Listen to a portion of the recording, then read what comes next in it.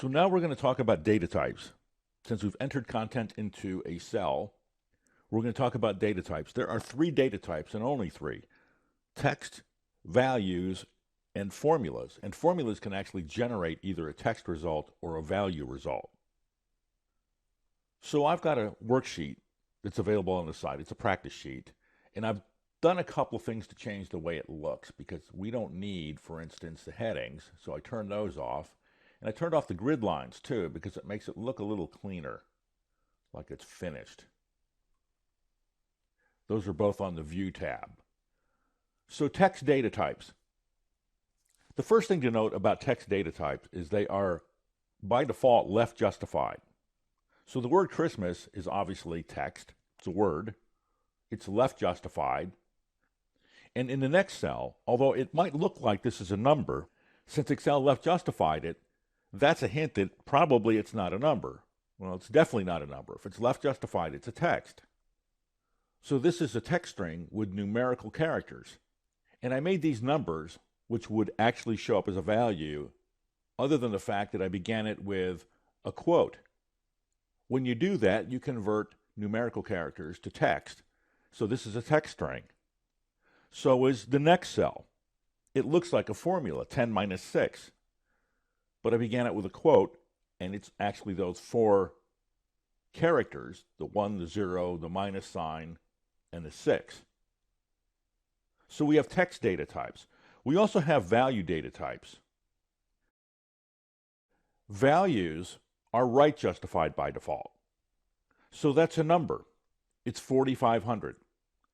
Simple. That's a number. It's a negative number. It begins with a minus sign. The next cell is also a value, which might be surprising. It's like, well, wait a minute, that's a date. Shouldn't that be a fourth data type? Well, dates are actually values, and we're going to get into this in other movies, but I'll show you that it's actually a number by converting it to a number by changing the format of the cell. And we'll get into formatting later on as well. I'm going to convert that back to a date.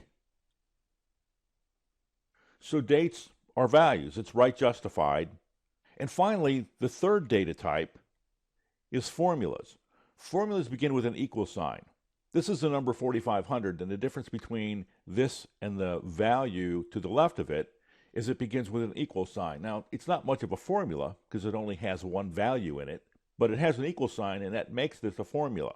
The word Christmas is left justified. It's text, but it's also a formula.